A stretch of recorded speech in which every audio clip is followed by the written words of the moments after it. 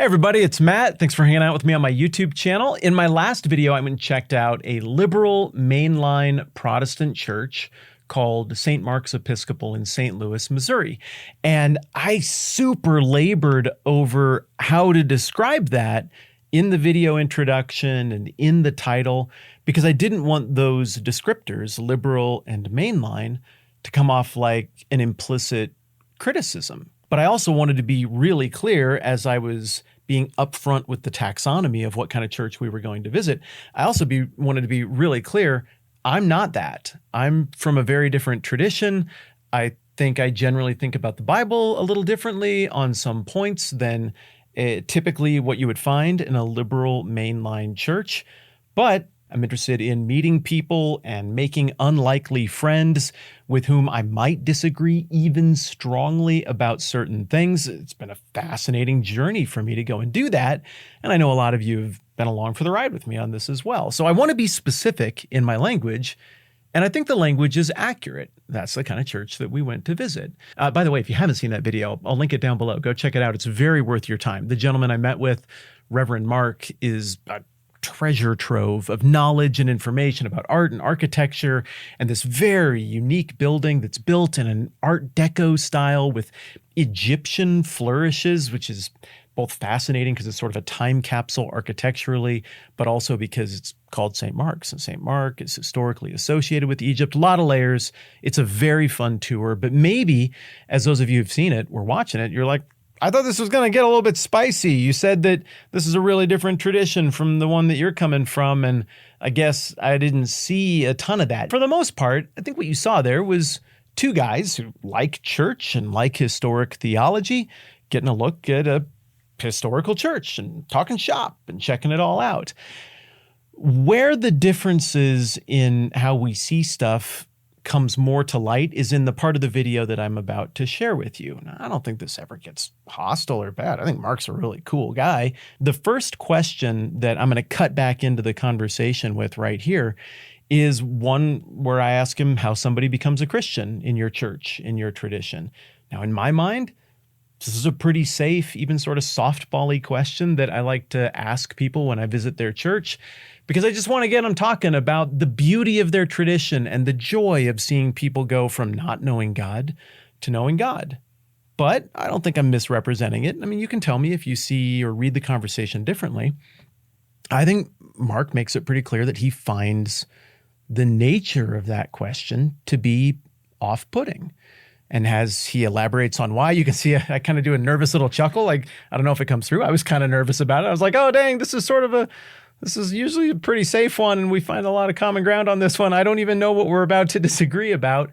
But Mark expressed a really different understanding of sin and the human relationship with God and what it looks like to become a follower of God or become a Christian than how people in my tradition would articulate that. And so for some of you, this might just kind of slide right by and be like, okay, that's cool. Sound like two guys talking about church. For others of you, you might feel a little bit of discomfort. What I would say is this. I went to a dude's church and I asked him to tell me the truth about what he thinks about things. And he told me the truth about himself and what he thinks about things and how he runs church and how he conceives of some of the divisions within church today. What more can you ask? So I really appreciate his honesty and transparency. I appreciate that if my questions were offensive, he really restrained himself and did a good job of continuing to chat with me, and I think enjoy the conversation together. When the whole video was all done and we wrapped up, it was all high fives, and I was in no hurry to get out of there. We chatted for a long time after. This is somebody I really genuinely enjoyed my time with, and I hope that you're enjoying your time with him as well. Whether, like me, you've got some points where you would say, oh, wow, I really do see this differently. Or maybe like Mark, where you would say, no, it's a beautiful articulation of this expression of Christianity from the more liberal side of the Christian family tree. Look, you can see what I'm doing. Two things, right? One, trying to set you up to understand the video you're about to watch, because we just jump right into it with a question. We literally just stand at the front of the church. No lights, no chairs, no sit down. We just stand there and keep rolling on this conversation. We even get interrupted. There's like one cut in the whole thing. We get interrupted in the middle when a lady walked in and was like, oh, what do we do with these things here? But otherwise, here you go. There's the whole conversation. So one, I'm trying to set you up to understand what you're about to watch. Two, whether you're somebody who's a total outsider to church, somebody who is from part of the more historically liberal Protestant side of the church, from the historic high church, or from the more historically conservative Protestant church like me, no matter who you are, I'm trying to set it up so that from the get-go, we're walking into this with appreciation and respect for somebody who was kind enough to share what he thinks about these things and to do so in a very transparent way. Because, I mean, the goal of a conversation like this is to learn, and maybe not ultimately be persuaded to agree. You'll see that Reverend Mark even has some quibbles about even using the word persuaded, but to understand. I wanted to get where he's coming from, and I feel like I understand it, better after this conversation, even if I would have to admit I was surprised by really how large the gulf is between us in terms of basic foundational theological assumptions about the theology of man, God, salvation, the church. We're not close on some of this stuff, but like I said, we had a good time. We high-fived afterwards, and I think we put together a really fruitful conversation that'll be instructive for you and that I think reflects well on Reverend Mark also. So picking it right up with my question right out of the gate, how does somebody become a Christian in your tradition? Here we go. What is the entry point in Anglicanism, at which point you would say before you were not in Christ and now you are in Christ? That, for me, is a troublesome question. Sorry. That's okay. I mean, and I guess I'll gesture towards some sort of an answer, because I'm hearing different things in that question. And if you're asking, how do you enter into the Anglican Church or this Episcopal Church? Okay. Yes, baptism is the way in. Okay. However, we don't have a vaccination card or a baptism card when people come up for communion to say, oh, can I see your baptism card before I hand you this body Some churches of Christ? do. I know, but we don't. Okay. And here at St. Mark's, it's been like that for a long time. So it's open table, open communion, whatever you want to call it. Open table is kind of odd because some people call open table that anybody who's been baptized in whatever tradition is welcome to receive, whereas open communion is if you are feeling called to get out of your seat and come up to the altar rail and take that host, do so. So you would say open table, yes. Open communion, no. Open communion, yes. Open communion, yes. Yes. If someone is responding to the work of God in their life, Right. come take communion. That's right. Yeah, that would be in keeping with my background. Yeah. As well. And so, but that's not the case in every Episcopal church. Okay, so there'll be some of my sisters and brothers who might see this if we keep this in. We always get to that point in the conversation. That will say, well, no. And it is a debate. It just happened at our general convention that happened last month, where it was being brought up again, and the kibosh was put on. It's like, we'll discuss it again. Because it very clearly says in the Book of Common Prayer that baptism, is the way in, and but I can't see that it behooves me to be that gatekeeper, okay, in that instant, okay. Whereas some of my other Episcopal sisters and brothers will say that no, it's important that it be that way. I don't know. I did my field ed at a parish in Jamaica Plain, Massachusetts, and there was a woman who came there, and she was there every Sunday, and she took communion every Sunday, and she was Jewish. And she never asked to be baptized or anything, but it was important for her, that community was important to her, what was happening in that service was important to her, and having communion was important to her. And so the rector that I worked with knew all this, and it was like, who am I? I'm inclined the same way. Yeah. My buddy Barry Vaughn, the Reverend who I did a video with out in Las Vegas, I think this is what he was referring to. I didn't understand it when he said it at the time. I'm understanding it better now. He said something like, well, as to that question, who gets to take communion? He's like, Matt, were the disciples baptized? I was like, well, and I'm kind of flipping through my Bible in my brain. You're a pretty smart guy, Barry. I hadn't thought about that one. Well, this is and yet it looks like the disciples took communion, like probably the first one. Yeah, the first one for sure. Right. Yeah. So if we're not willing to put that prohibition on them, yeah, because they weren't baptized. All of that comes into place when we're trying to compartmentalize and control things, and we know that it's a fool's errand to try to control God, and so I won't do that foolishness. Let me ask my question about that dividing line another way, because I think people are very curious about that when it comes to any expression of Christianity. And one level of curiosity would be, well, I want to know what these other people believe about how you get saved and how you're going to heaven. Hey, that's a reasonable question. I understand why one group of Christians would want to know what another group of Christians thinks about soteriology. But also there are outsiders who are like, hey, now genuine question, like, how do I go from not being a Christian to being a Christian? So all ecclesiology aside, let's say somebody asks you that. Like, all right, I don't know about Anglican or what any of those words mean, but I know I'm not a Christian. I am compelled by it, and I would like to be one. What do I do? How do I make that happen? Well, I think the first thing that I would do is answer that question with a question. Okay. So what is compelling you? What do you find compelling about it? Tell me where you are. Tell me where you think God is in your life, if God has a place in your life.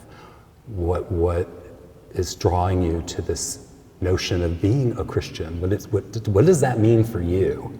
Okay, I like the way you treat people. I like the way you've invested in people in our neighborhood. I like what your church seems to stand for. And I look at what I do with my life, and I don't see the same redemptive things. And I'm attracted to that, and I think it must be because of your God. How do I become a follower of your God? Oh, well, then there's lots of steps that happen. And depending on who that person is and their background and their age and so forth, I mean, initially it would be, okay, well, let's get together and talk about it. Let's get together and explore what it means. If you want to be here, let's talk about what that means and how that happens. And then we start talking about things like baptism and communion. And if you had been somebody that had been coming here and didn't think of yourself as a Christian but came up and had communion, then one of the first things I would be asking you is, okay, so what does that mean for you? Just what are you experiencing there? And take it from there. Lots of times people who receive communion and have never done that before, but have come for whatever reason in their life that they felt drawn into a church building and did that, leads to further discussion about, oh, okay, so this is what it means to be baptized. Mm-hmm. And we just take it from there. I don't have any set curriculum, as it were. It's all basically, how are we building a relationship? How are you and I building a relationship to talk about how you want to build a relationship with God? So this is genuinely fascinating to me because there's a lot of variety in terms of how people respond to this question, especially right now, because the world's weird and like we all used to listen to the same stupid pop songs when we were kids, and then technology and culture and storytelling and community, it's just fragmented to the winds in a billion different directions. And I think we are nearing the place where that fragmentation hits its summit and we start to see some sort of recovery of diverse community and just, I don't know, learning how to agree to disagree and like each other in the age of the internet. I really think that's the next phase for us, and I'm very much looking forward to it. I'm worn down, I'm tired by the phase that we have been doing. And so I'm fascinated by what it looks like to go from not in a church to in a church in a bunch of different ways. And I suppose that every church ultimately is trying to be persuasive to some extent. Like, we believe there's something true and real and transcendent about this, or we wouldn't be doing it. Where do you need someone to be? Like, what's kind of the basic threshold for church membership or communion? Is it an ability to affirm the creeds? Is it the ability to say, I might not understand all the mysteries of the Eucharist, but in some way Christ died for me, he is the Son of God? Or is Anglicanism open to a simpler threshold, just that curiosity and openness? Where are you trying to get them? I have a challenge with the word persuasive. Okay. I do think that there are faith communities that are, one of their main tenets of existence is to persuade people to believe the way they believe. I'm not one of those priests in the Episcopal Church. There may be priests in the Episcopal Church that feel that way too. I don't know. You know, when you're talking about this, what popped into my head was that recently I mentioned in a homily that, and I've mentioned it before, so it wasn't the first time, but that there are over 20,000 denominational expressions of Christianity in the world. And you probably know this already, okay? 20,000 of them, okay? How can I possibly answer your question? Knowing that, I will go back to what I think I said in different words a short while ago, is that if a person is feeling a call in their life to have a relationship with God, whatever they're calling God at that time, but God, and if they're thinking that that has something to do with Jesus, then there you have it. That's come on in. Let's talk about it. It's all about the relationship. But I do know that there's places and people who are like, well, no, you can't. You aren't a Christian unless you declare that Christ is your personal Savior. Sure. You hear some that use that language. Yeah, I mean, I'm just saying. But there's 20,000 of those. Does it matter who's right or who's wrong? Well, maybe if one of those or some of those expressions are not healthy for someone's life, thinking of like Jim Jones and things like that. Right? That's incredibly unhealthy. Okay. Yeah. Right. So like downright lethal. But otherwise, it's like we have people who come to St. Mark's that have come from other Christian traditions and faith communities, and they're seeking something different. And I always try to find out, okay, well, what really spoke to you about what you were doing, and what did you find yourself bristling against, and why were you bristling against it? I don't know. Let's have that conversation. So what if somebody bristles against the fact that you treat people really well who they're uncomfortable with? Like, what would you say to them if that's still a point of agitation? Like, I got my community, I like people who look like me, and it seems like this is a really open-minded place. The pews are filled with people who don't look like me. How would you coach? How would you pastor them if they're kind of in a mindset of division or judgment toward others? Well, I think first and foremost would be to have a conversation with that person about, well, what is it that you're finding so problematic? What is it? And have that person in their own words tell me what it's about. And then using their words to try to find out, well, what does that mean? Okay? I mean, obviously I'm gay, okay? And And the Episcopal Church, went through years of what we were going to do with gay people, okay? And here we are, okay? And I'm sure that over the years, there were probably people that were at St. Mark's that had a challenge with that. But a lot of work was done in this community by the various rectors here that worked through some of those things. We can't be the best place for everybody. No church can be everything to everyone. Yeah, I agree. Okay, yeah, that's a good take. And so if somebody is having that kind of a challenge, and we work at it, and it becomes clear that, it's not a change, it's not anything that's going to be broken open anytime soon, then let me help you find another place that's going to speak to you. Don't let this necessarily get in the way of your relationship with Jesus or with God. And that, sometimes, it's not going to happen. But here, we've had a few people, not so much, about various issues over the 10 years that I've been here, but nobody left because of it. Or maybe a couple of people left but didn't say they were leaving because of it. Yeah, they clicked the generic some other reason box on the exit form.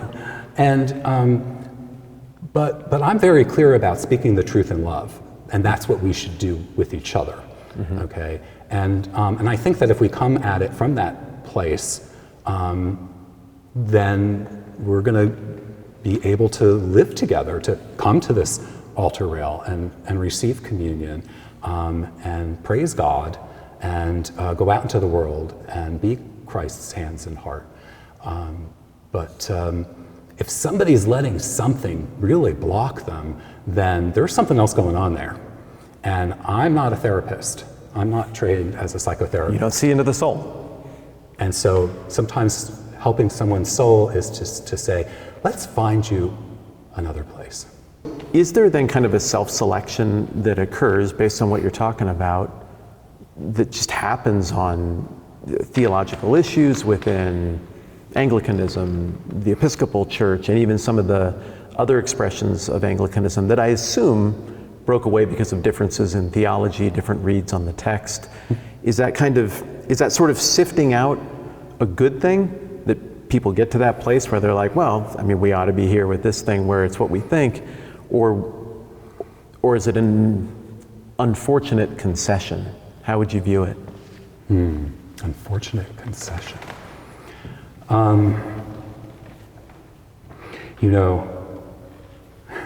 I had a colleague from Texas who used to say while we were going through all of that political unrest in the church, don't let the door hit you where the good Lord split you. And so for a while, that's kind of how I felt. If you're not going to play well with others, then go play well wherever you need to go play well, but leave us alone. But what's transpired over the years now has been that, well, yeah, there were some churches, some groups that decided to go off and start their own thing, the Anglican Church of North America and things like that, and that's fine.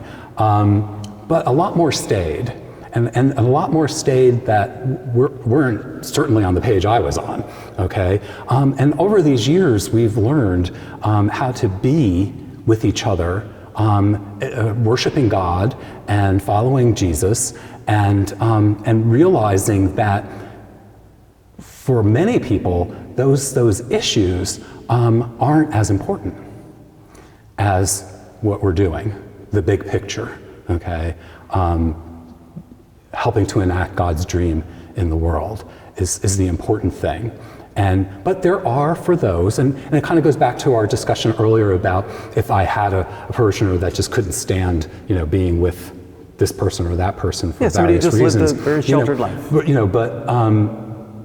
But for the people who that is like the defining thing in their lives, then sometimes, it's better for them to be with like-minded people, and it's sad when that happens, but it also helps to maintain the health of the community that they're leaving. which is one of the real innovations of Protestantism. Yeah. is Yeah. that as But one of the sad things about Protestantism, and I think particularly Congregationalism, is that too often people are willing to pick up their marbles and move for the silliest reasons. And I came to St. Louis from New Hampshire, and where Congregationalism is a big thing. Okay. And it was really kind of strange because you'd have like the first Congregational church, and right across the street you'd have the third Congregational church, and then like a half a block down you'd have the fourth Congregational church, and they all started at the first Congregational church. And I'm not being funny. I mean, I was just like, whoa. So sometimes that having the ability to leave, easily leave, is maybe detrimental. I think it's best if we try to work out what our differences are and then maybe come to a conclusion that, you know what, it's better that we do this. Yeah. Obviously, something could happen where some parting of ways makes sense, or there wouldn't be Anglicanism, and you and I would be Catholics. So, but it sounds like we'd be in close agreement that there's a spectrum here of justifiability of saying, okay, yeah, let's have Paul and Barnabas part ways here and go in peace and be effective. That's going to be the better move here in Acts 15. Yeah. Whereas in other situations, it's Peter and Paul are at each other here, but it looks like maybe Peter actually is in the wrong. It looks like this could maybe be a conversation. We could kind of work some things out and reorient, and we can keep working together. So it's two examples from within just a few years of each other in the early church. One where, we're just not going to be effective together. It just isn't going to work. Right. But another that seemed like it was a really big deal. You powered through it and you figured it out, and everybody was better for it. And I'm not sure that I have a clean, neat matrix of how you know which time is which time. Yeah, it's all about discernment. Yeah, and a lot of prayer and understanding where God is in those conversations. I think the challenge becomes when a group decides to leave and then they decide that they want to attempt to take things that don't necessarily belong to them. Take the brand with them? Yeah, take the brand, take the building, take this, take that, I find that challenging because, everything that's here has been here for, 85 plus years. And if there were, half this community decided that, they couldn't be here anymore for whatever reason, and we worked on it, and it was clear, and so forth. You could go, but don't expect that the stuff that's been here and that's been maintained and that's been given, over the years, in this place, doesn't necessarily isn't able to be cleaved off just because, you want to take your marbles. Well, and especially when you don't anticipate that, you don't have a mechanism built into the language. I don't know, maybe Anglicans do, but a lot of denominational charters and church constitutions I see, they're living in a dream world. They act like, there's just never going to be tension. And it's this entirely peacetime document that then really fails them when a meaningful pressure is put on the church. Yeah. And a thing that I've been seeing in more church constitutions lately that I think is really smart is they're laying out, here's who keeps the stuff. And I'm seeing language like, whoever sticks with whatever the doctrinal statement is when this document was drawn up, they're the continuing church, and the other one moves on. And so my guess is, agreement or disagreement entirely aside, that if I went and talked with people who were among the leaving group, they'd be like, no, they left. They were the ones who abandoned our principles on whatever issue it might be. Right. And that is hard to sort out. It is. When both parties feel a little bit betrayed. Is that too strong a word? I don't want to pick a fight with anybody. I'm into peace. But when that emotion, that very human emotion, flares, sure, I could see how the leavers could feel very entitled and like they were the ones that are getting left behind. Again, whether it's fair or not, and we can run this same scenario with 500 difficult theological issues that people have divided over in the past, and I don't know how to solve that. Is one of the frustrations I feel, because I understand the damage it does to our ability to talk with people outside the church, and when they see us get after each other, whether it's justified or not, they don't understand. They don't care about the intricacies of our fight or whatever it is. They don't care about 100 years of church polity, and they shouldn't. That's not their world. It's okay. Yeah, the only people who care, besides the people doing the fighting, are lawyers. Oh, mercy. Yeah, I mean, Paul even tried to help sort that out in advance. Just don't solve it that way, guys. Just don't do it. It ain't good for you. Yeah, well, the stuff that's gone on in the Episcopal Church for a couple of decades now is, still some things have not been settled in the courts, and they're still going back and forth and things like that. Yeah, I'm sorry. Well, it's, it is what it is. Yeah. To the positive side of things, you used a phrase that I'm not sure I've actually ever even heard before, but it sure caught my attention. You said the God's dream for creation. Am I close? Yeah, God's dream. Mm-hmm. What is that? Well, God's dream is, if you look at whatever you in your faith believe that how God is active, in creation, and what the realm of God means. I notice you use the kingdom terminology quite a bit. Yeah, I hang out in Matthew a lot. So I latch onto that. That's fine.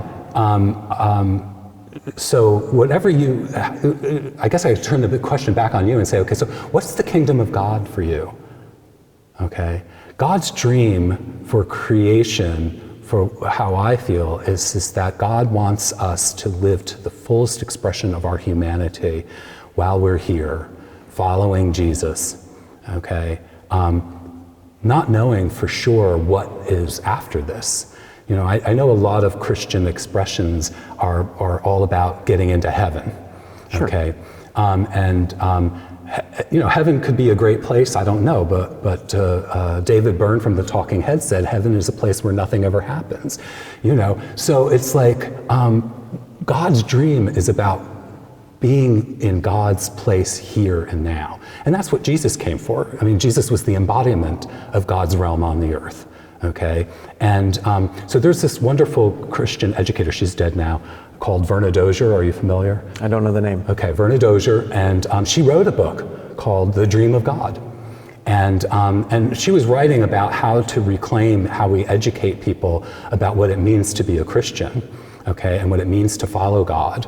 Are you content to worship God, or are you going to follow Him? Okay, Things like that. Anyway, check the books, still available. But this notion that God has a dream for us because of the relationship that we have with God, that we've had with God from the beginning of creation, means that what we're called to do here, in my terminology, is to help enact that dream by living out our fullest expression of our humanity. You might say that for you, that is enacting God's kingdom here. And what does it mean to enact God's kingdom? Well, it means to do justice, love mercy, walk humbly, Beatitudes, whatever. Values of the kingdom. It's all there. It's been laid out for us. It's just the terminology. Not enacted by force, not enacted by the state. Right. Yeah, it's something that I cannot do with a sword. Same way Peter couldn't undo God's redemptive plan with a sword, even though he probably meant well. Yeah, I guess he meant well, but of course, every time, I'm thinking of the Crusades, every time we try to work it out with a sword, it comes back to bite us threefold, so. Yeah, strongly agree on that.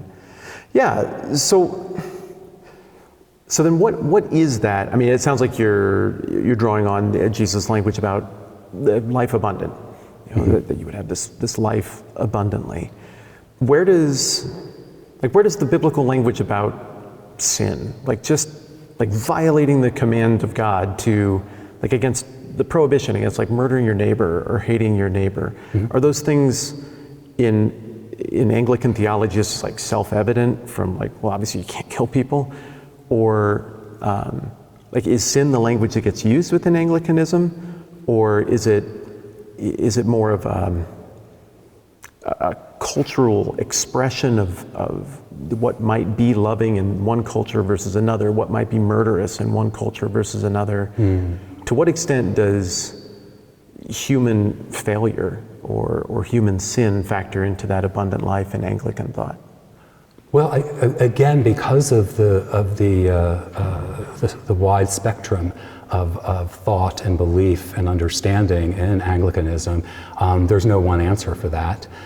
So there are going to be expressions of people in the Episcopal Church or around the Anglican Communion that are heavily focused on sin and human depravity, and then there's going to be other expressions that are cognizant that we are imperfect, human beings are imperfect, and that when we do stumble or fall, that we need to pick ourselves back up and look to God for forgiveness and get back on whatever track we're supposed to be on. And so, so there's that wide expression. Here, you're not going to hear sin all the time. Yeah, you don't at my church either. Because people know. People, I think, living in the times that we live in, and they see what's going on in their own lives and in the lives of the world around us, that, sin is prevalent. But so what are we called to do about sin? Well, first of all, we're called to ask for forgiveness for whatever sins we commit, that we recognize that we commit. And we're also called to perhaps offer forgiveness for sins that are done to us that we've come to a place that we're able to do that. You talked about abundance, and there's an abundance of forgiveness as much as there's an abundance of love. God's extravagant love knows no boundaries, right? And God's forgiveness knows no boundaries at all. That's hard for us to wrap our heads around. Is Hitler in heaven? Yes. If God's forgiveness is boundless. But when I say that, I'm sure there's people that are going to hear that and say, whoa, okay? So is there any justice for what Hitler did? Because he just took a pill in a bunker and that was it. I think I could see somebody asking the question, but does that ever get answered for? Is there ever any resolution for the Holocaust? I don't know. I don't know. I think that as we're living as followers of Jesus on the way of love, and we are doing what we can to act justly in our way, that we are somehow working towards that, but no one of us individually, and perhaps even many of us corporately, can't respond to that. Because, evil happens, and sin happens, and there's not always a resolution for it. To ask if there's justice around what Hitler did, since I brought him up, well, the reason why it popped into my head, because I recently read a poem that I'd be happy to send to you. Please. But that mentions that. But what would that justice be? I guess would be the question I would ask, and who would be overseeing that justice? Would it be you and me? Again, trying to put God in the box that is a human parameter box is troublesome, because if there is justice there, then my faith convinces me that God has done what needed to be done about that. I don't know what that is, Is it at that moment of death? I don't know. As I do the taxonomy thing, and I talk to people from different traditions, it's interesting to see the way some of the branches curl around to another set of branches, and there's overlap between groups that you'd think, oh, they're very, very different and coming from different perspectives. And I think one of the key taxonomical differentiators with different groups is, what do you do with sin? How does one go to heaven? What role does the church play and all of that stuff? And you run through those 10 or 12 different things and you kind of get a sense of, okay, agree, disagree aside, I've got a pretty good sense of what that system of thought would look like and how it would work.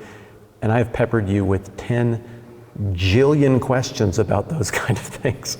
And you've been so gracious and so helpful with all of it. Thank you very, very much. Well, you're welcome. I appreciate it a ton. Okay. I want to say a huge thank you to Reverend Mark and to St. Mark's Episcopal Church in St. Louis, Missouri, for taking a chance on making a weird video with a total outsider to their tradition who they knew would walk in and not see it the same way. Look, I don't know that this is probably going to be the video where we sort out all of the theological differences between historical Protestant orthodoxy on the more conservative side of the tree and on the more liberal side of the tree. That really isn't the goal or the objective. But instead of hearing somebody else talk about other people's views, I thought it'd be fruitful to hear the people who think the views talk about the views, and I hope you found that to be fruitful as well. Final stuff on this one. There's a ton in here that I'd kind of like to game out with you further, and I haven't decided if I'm going to or not. I think it's pretty well spoken to here, and so maybe there'll be another follow-up video on this. Sometimes I do that. Maybe there will not. Whatever the case, this video has been very long, but like I said at the beginning, I just wanted to share the whole thing with you and let you feel the ebb and the flow and the little moments of friction and the moments of levity and collegiality that came and went throughout the course of this conversation. I wanted you to feel it for what it is. And in that respect, if you're still here, that's awesome on your part. So maybe there'll be more follow-up on this, maybe not. Either way, I cannot stress enough how impressed I am with you as the commenting public on this video. Overwhelmingly, you've made an effort to be empathetic, but also convictional in your understanding of things. I know you think things for a reason. I'd like to think I think the things I think for a reason, but we're talking with other people who are image bearers. People we disagree with in the church are people made in the image of God, beloved by God, people who I believe Christ died for, to take them from outside the family of faith, dead in sin and transgression, to in the family of faith, still in our imperfection, but with that imperfection and that sin covered by the gracious work of Christ. And so I do think we should talk vigorously about the important and deep things of God and Scripture and church. I do think we should never pretend to think something we don't think in the interest of just trying to smooth things over. I don't even think that's honest, but I also think there's a texture and a way that we can do it where it's fruitful in agreement and in disagreement. And you all do a really good job of that. And you treat my guests or the people who host me with respect, and you treat them as people who are made in the image of God. And I'm very grateful to you for that. Thanks for watching this video. Maybe we'll do more. Maybe we'll do something next time around. Thanks also to everybody who supports the program at patreon.com/TMBH. You're the reason we get to do things like this. I appreciate you. All right, that's it for now. I'm Matt. Thanks for hanging out with me on my YouTube channel. Let's do this again soon.